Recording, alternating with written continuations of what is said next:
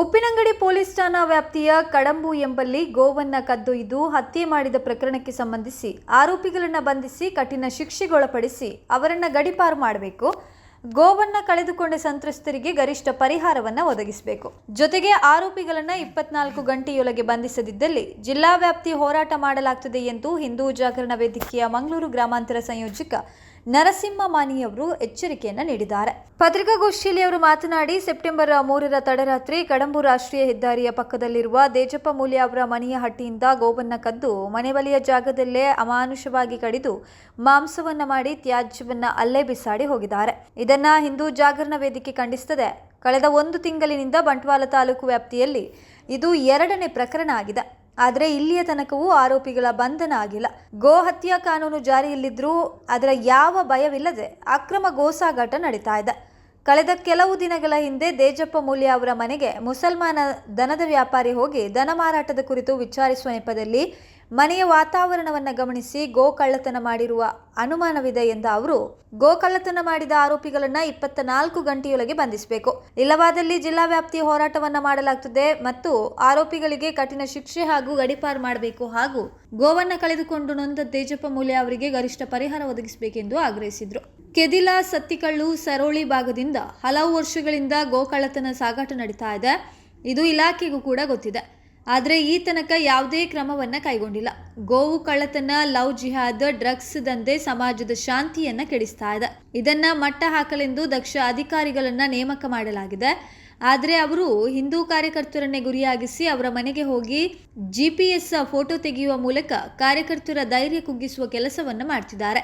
Communal wing ಇರೋದು ಹಿಂದೂಗಳನ್ನ ಎದುರಿಸಲು ಎಂಬಂತಿದೆ. ಹಿಂದೂಗಳ ಧಾರ್ಮಿಕ ಕಾರ್ಯಕ್ರಮದಲ್ಲಿ ಕಾನೂನು ಇದೆ ಎಂದು ಹೇಳಿ ಸಮಯ ಪಾಲನೆ, ಮೆರವಣಿಗೆ ತೊಂದರೆ ಕೊಡುವ ಕೆಲಸ ಮಾಡಲಾಗ್ತಾ ಇದೆ. ಅದೇ ರೀತಿ ಗೋ ಹತ್ಯೆ ನಿಷೇಧಕ್ಕೂ ಕಾನೂನು ಇದೆ. ಸುಪ್ರೀಂ ಕೋರ್ಟ್ ಇದನ್ನ ಕೂಡ ಪಾಲನೆ ಮಾಡುವಂತೆ ಆದೇಶಿಸಿದೆ. ಇದು ಪೊಲೀಸರಿಗೆ ಯಾಕೆ ಕಾಣುವುದಿಲ್ಲ? ಒಂದು ವೇಳೆ ಗೋ ಕಳ್ಳತನವನ್ನ ಇಲಾಖೆ ತಡೆಯದಿದ್ದಲ್ಲಿ ನಾವು ತಡಿತೇವೆ. ಇದು ನೈತಿಕ ಪೊಲೀಸ್ಗಿರಿಯಲ್ಲ, ನಾವು ಮಾಡುವುದು ಸಮಾಜ ಮತ್ತು ಧರ್ಮದ ಕೆಲಸ ಎಂದು ನರಸಿಂಹಮಾನಿ ತಿಳಿಸಿದ್ದಾರೆ. ಪತ್ರಿಕಾಗೋಷ್ಠಿಯಲ್ಲಿ ಹಿಂದೂ ಜಾಗರಣ ವೇದಿಕೆಯ ಪುತ್ತೂರು ಜಿಲ್ಲಾ ಸಂಯೋಜಕ ಮೋಹನ್ ದಾಸ್ ಕಾನಿಯೂರು, ಜಿಲ್ಲಾ ಸಹ ಸಂಯೋಜಕ ದಿನೇಶ್ ಪಂಜಿಗ, ಪುತ್ತೂರು ತಾಲೂಕು ಸಂಯೋಜಕ ಕೀರ್ತನ್ ಸವನೂರು ಉಪಸ್ಥಿತರಿದ್ದರು. ಪೊಲೀಸ್ ಇಲಾಖೆಯಿಂದ ಒಂದು ತಂಡವನ್ನು ಮಾಡಿದರು. ಒಂದು ತಂಡ ಒಂದು ಜಿಲ್ಲೆಗೆ 200 ಜನ ಏನೋ ಆ ಒಂದು ಇದರಲ್ಲಿ DSP ಸರ್ಕಾರ ಇರ್ತಾರೆ. ನಾನು ಈವಾಗ ಕೇಳಿಕೆ ಪ್ರಶ್ನೆ ಮಾಡ್ತೇನೆ, ಕೇವಲ ಕಮ್ಯುನಲ್ ವಿಂಗ್ ಅಕ್ರಮವಾದ ಕಮ್ಯುನಲ್ ವಿಂಗ್ ಇರುವಂತದ್ದು ಕೇವಲ ಹಿಂದೂಗಳನ್ನು ಮಾತ್ರ ಎದುರಿಸಲಿಕ್ಕ, ಸಮಾಜದ ಧರ್ಮದ ಕೆಲಸವನ್ನು ಮಾಡುತ್ತಿರುವಂತಹ ಕಾರ್ಯಕರ್ತರನ್ನ ಮಾತ್ರ ಎದುರಿಸಲಿಕ್ಕ ಹೇಳ್ತಾ ಇದ್ರು. ಎಲ್ಲಿಯಾದ್ರೂ ಕೋಮು ಸಾಮರಸ್ಯದ ನೀವು ಇದಕ್ಕಿದ್ರೆ ಅದನ್ನು ನೀವು ಭಾಷಣ ಮಾಡಿದ್ರೆ ನಿಮ್ಮನ್ನು ಅಲ್ಲಿಂದಲೇ ಎತ್ಕೊಂಡು ಹೋಗ್ತೇವೆ. ನಾವು ಅದಕ್ಕೆ ಬೇಕಾದಂತ ಪೊಲೀಸ್ ಇಲಾಖೆಯಲ್ಲಿ ನಾವು ಬೇರೆ ಸ್ಪೆಷಲ್ ವಿಂಗ್ ಅನ್ನು ಮಾಡಿದ್ದೇವೆ. ಈಗ ಆ ವಿಂಗ್ ಎಲ್ಲೋ ಇತ್ತು.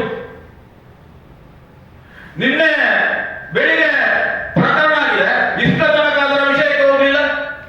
ಅಂದ್ರೆ ಒಂದು ಕಣ್ಣಿಗೆ ಬೆಣ್ಣೆ, ಒಂದು ಕಣ್ಣಿಗೆ ಸುಣ್ಣ, ಅದನ್ನೇ ಮಾಡ್ತಾ ಇದ್ದಾರೆ. ಬಂಟ್ವಾಳ ತಾಲೂಕಿನ 2ನೇ ಪ್ರಕರಣ, 1 ತಿಂಗಳಲ್ಲಿ 2ನೇ ಪ್ರಕರಣ. ಬಂಟ್ವಾಳ ತಾಲೂಕಿನ ಬ್ರಹ್ಮರಕೂಟಿನಲ್ಲಿ ಇದೇ ರೀತಿಯಲ್ಲಿ ಕಳೆದ 1 ತಿಂಗಳ ಹಿಂದೆ ದನವನ್ನ ಕದ್ದು ಅಲ್ಲಿ ತ್ಯಾಜ್ಯವನ್ನು ಎಸೆದು ಹೋಗಿದ್ರು. ಇಷ್ಟ ತನಕ ಆರೋಪಿಗಳ ಬಂಧನ ಆಗಿಲ್ಲ. ಪೊಲೀಸರ ಕೇಳುವಾಗ ಪ್ರಕರಣ ದಾಖಲಾಗಿದೆ, ನಾವು ಹುಡುಕ್ತಾ ಇದ್ದೇವೆ ಅಂತ ಹೇಳ್ತಾ ಇದ್ದಾರೆ. ಇದು ಬಂಟ್ವಾಳ ತಾಲೂಕಿನ 2ನೇ ಪ್ರಕರಣ. ನೀವೇ ಸತ್ತಿಕಲ್ ನಡೆಯಿತು. ಕಳೆದ 3-4 ದಿನದ 10-15 ದಿವಸಗಳ ಸಮಯವನ್ನು ನೋಡುವಾಗ ನಮಗೆ ಇಡೀ ಜಿಲ್ಲೆಯಲ್ಲಿ ಭಾರಿಯಷ್ಟು ಚರ್ಚೆ ಬರ್ತಾ ಇದೆ. ಹಿಂದೂಗಳ ಧಾರ್ಮಿಕ ಹಬ್ಬ ನಡೀತಾ ಇದೆ, ಬೇರೆ ಬೇರೆ ಸಾಂಸ್ಕೃತಿಕ ಕಾರ್ಯಕ್ರಮಗಳು ನಡೀತಾ ಇದೆ.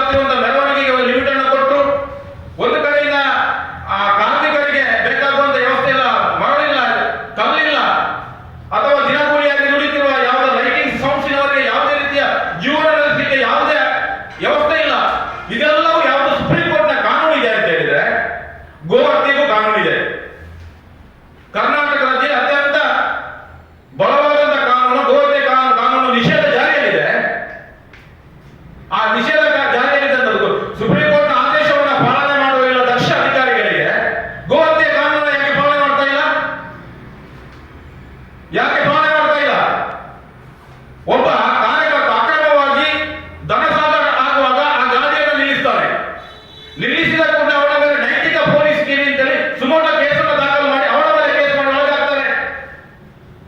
ಲವ್ ಜಿಹಾದ್ ಮಾಡಿಕೊಂಡು ಯಾವುದೋ ಒಂದು ಹೆಣ್ಣು ಮಗಳನ್ನು ಆರಿಸಿಕೊಂಡು ಹೋಗುವಾಗ ಅದನ್ನು ನಿಲ್ಲಿಸಿ ಪೊಲೀಸರಿಗೆ ಮಾಹಿತಿ ಕೊಟ್ಟರೆ ಅದು ನೈತಿಕ ಪೊಲೀಸ್ ಗಿರಿ.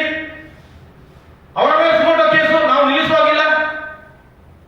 ಈ ರೀತಿ ರಾಜಾರೋಷವಾಗಿ ರಾಷ್ಟ್ರೀಯ ಹೆದ್ದಾರಿಯ ಪಕ್ಕ ನಾವು ನೋಡಬೇಕು ಯಾವ ರೀತಿ ಕೊಲೆ ಮಾಡ್ತಾರೆ ಅಂತ ಹೇಳಿದ್ರೆ ರಾಷ್ಟ್ರೀಯ ಹೆದ್ದಾರಿಯ ಪಕ್ಕ ಇನ್ನು ಮುಂದಕ್ಕೆ ನಮ್ಮ ಜನಜೀವನ ವ್ಯವಸ್ಥೆ ಹೇಗಿರಬಹುದು? ಇವರು ಮನುಷ್ಯರನ್ನು ಬಿಟ್ಟಾರ? ನಾನು ಈ ಸಂದರ್ಭದಲ್ಲಿ ಕೇಳಿಕೆ ಬಯಸ್ತಾ ಇದ್ದೇನೆ, ಯಾರ್ಯಾರ ಮನೆಯಿಂದ ದನವನ್ನ ಕದ್ದು ಇವರಿಗೆ ಹಬ್ಬ ಹರಿದಿನ ಆಚರಣೆ ಮಾಡುವಂತದ್ದು ಯೋಗ್ಯತೆ ಇದೆಯಾ? ಮಾಡಬೇಕಾ ಇವರು? ಇವರಲ್ಲಿ ಧರ್ಮಗುರುಗಳು ಬೇರೆ ಬೇರೆ ಮುಖರಿಗಳು ಮೌನಿಗಳಿದ್ದಾರೆ. ಒಬ್ಬರು ಮಾತಾಡ್ತಾ ಇಲ್ಲ, ಮಾಡಿ ಹೇಳ್ಬೋದಿತ್ತಲ್ಲ. ಯಾವುದೇ ಒಂದು ವಿಷಯ ಬಂದ ಕೂಡಲೇ ಕೋಮು ಸಾಮರಸ್ಯ, ಕೋಮು ಪ್ರಚೋದನೆ ಇದ್ಯಾವುದು? ಬಹುಸಂಖ್ಯಾತವಂತ ಹಿಂದೂಗಳ ಭಾವನೆಗೆ ಧಕ್ಕೆ. ಗೋವಿನಲ್ಲಿ 33 ಕೋಟಿ ದೇವತೆಗಳನ್ನ ಕಾಣುವ ಸಂಸ್ಕೃತಿ ನಮ್ಮದು ಹಿಂದೂಗಳದು. ಹೆಚ್ಚೇಗೆ ಆ ಗೋವಿನ ಕೆಚ್ಚಲಿನಲ್ಲಿ ಅಮೃತವನ್ನ ನೋಡುವಂತ ಸಂಸ್ಕೃತಿ ಹಿಂದೂ ಧರ್ಮದ್ದು. ಹೇಳ್ತಾರೆ ನಾವು ಕುಡಿಯೋ ನೀರು ಒಂದೇ, ಬೀಸುವ ಗಾಳಿ ಒಂದೇ, ಮೈಯಲ್ಲಿ ಹರಿಯುವ ರಕ್ತ ಒಂದೇ. ಸ್ವಾಮಿ ಇವರಿಗೆ ಇಷ್ಟ ಆಗ್ಲಿಕ್ಕಿಲ್ವಾ? ಇವರಿಗೆ ಇಷ್ಟ ಆಗ್ಲಿಕ್ಕಿಲ್ವಾ?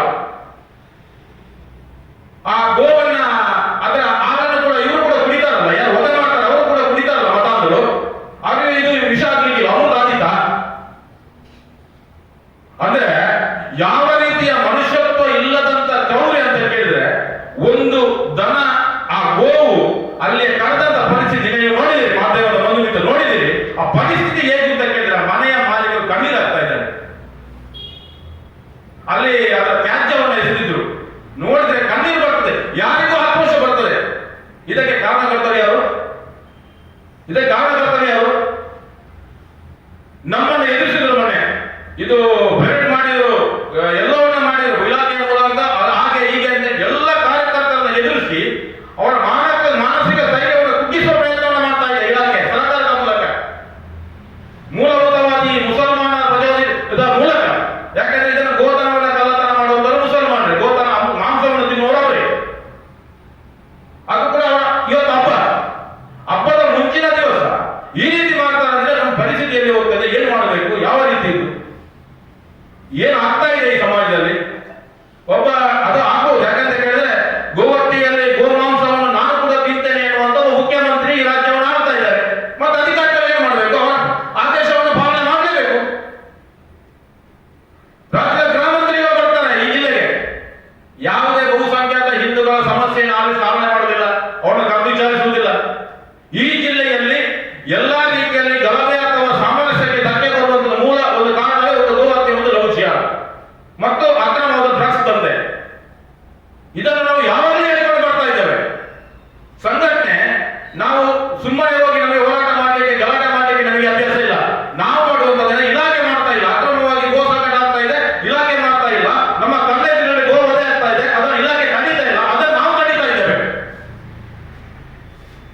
ಅಕ್ರಮವಾಗಿ ಯಾವ ಒಂದು ಶಾಲಾ ಹುಡುಗಿಯನ್ನ ಅಥವಾ ಯಾರನ್ನ ಪ್ರಚೋದನೆ ಮಾಡಿ ಕರ್ಕೊಂಡು ಹೋಗಿ ಯಾವುದೋ ಬೇಡದ ದಂಧೆಗೆ ಆಗ್ತಾ ಇದ್ದಾರೆ, ಅದನ್ನು ನಾವು ತಡೀತಾ ಇದ್ದೇವೆ, ನಾವು ಮಾಡ್ತಾ ಇದ್ದೇವೆ. ಅದು ನೈತಿಕ ಪೊಲೀಸಿಗೆ ಅಲ್ಲ, ನಮ್ಮ ಮನಸ್ಸಿಗೆ ತೃಪ್ತಿ ಇದೆ. ನಾವು ಮಾಡುವಂತ ಸಮಾಜದ ಕೆಲಸ, ನಾವು ಮಾಡುವ ಧರ್ಮದ ಕೆಲಸ, ಅದನ್ನ ನಿಲ್ಲಿಸಲಿ. ಈ ನಮ್ದು ಆಗ್ರಹ ಇರುವಂತದ್ದು ಈ ಸಮಾಜದಲ್ಲಿ ಶಾಂತಿಯನ್ನು ಭಂಗ ಮಾಡಿದ ಗೋಹತ್ಯೆಯ ಮೂಲಕ, ಗೋಕಲತನದ ಮೂಲಕ ಶಾಂತಿಯನ್ನು ಭಂಗ ಮಾಡ್ತಾ ಇದ್ದಾರೆ.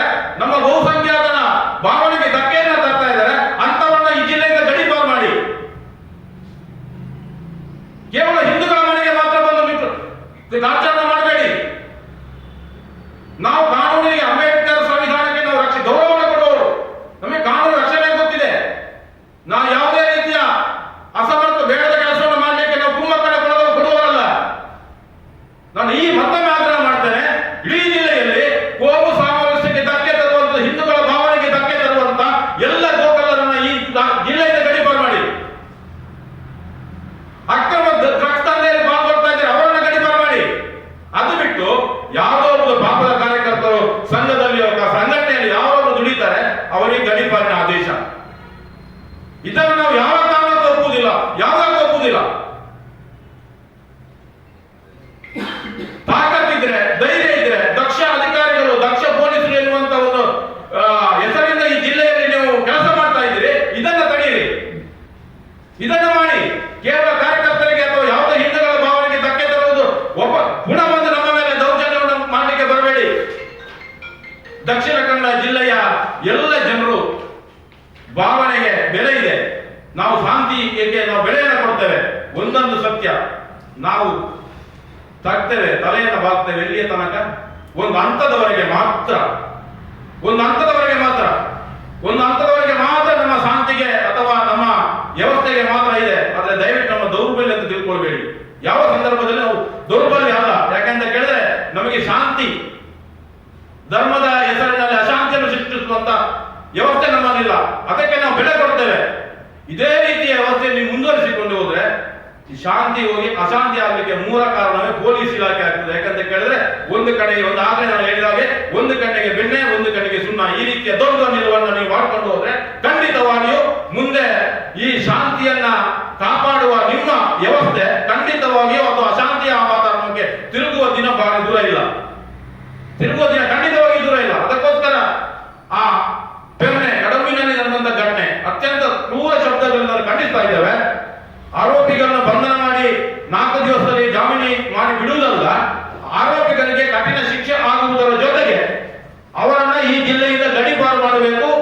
ಜೊತೆಗೆ ಆ ಗೋವನ್ನು ಕಳ್ಕೊಂಡಂತ ಮನೆಗೆ ಗರಿಷ್ಠವಾದಂತಹ ಅವರಿಗೆ ಪರಿಹಾರವನ್ನು ಒದಗಿಸಬೇಕು. ಯಾಕಂದ್ರೆ ಅವರು ಗೋ ಆಧಾರಿತ ಕೃಷಿಯನ್ನು ಮಾಡ್ತಾ ಇದ್ದಾರೆ, ಅದರಿಂದ ಅವರ ಜೀವನವನ್ನು ನಡೆಸ್ತಾ ಇದ್ದಾರೆ. ಅದಕ್ಕೋಸ್ಕರ ಅವರಿಗೆ ಗರಿಷ್ಠವಾದಂತ ಪರಿಹಾರವನ್ನು ಒದಗಿಸಬೇಕು. ಜೊತೆಗೆ ಈ ಕಡಂಬಿನ ವಿಚಾರವನ್ನು ಇಟ್ಕೊಂಡು ಇಲ್ಲಿ ಇಡೀ ಜಿಲ್ಲಾ ವ್ಯಾಪ್ತಿಯ ಹೋರಾಟವನ್ನು ಮಾಡ್ತೇವೆ.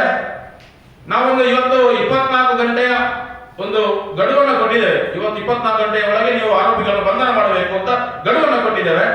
ಇಲಾಖೆಯ ಆ ವ್ಯವಸ್ಥೆ ನಾವು ನೋಡ್ತಾ ಇದ್ದೇವೆ ಏನ್ ಮಾಡ್ತಾ ಇದ್ದಾರೆ ಅಂತೇಳಿ. ಯಾಕೆಂತ ಕೇಳಿದ್ರೆ ಕಾಲಾವಕಾಶ ಕೊಡುವುದು ನಮ್ದು ಧರ್ಮ, ಅದಕ್ಕೋಸ್ಕರ ಕೊಟ್ಟಿದ್ದೇವೆ, ಅದನ್ನ ಗೌರವಿಸ್ತೇವೆ.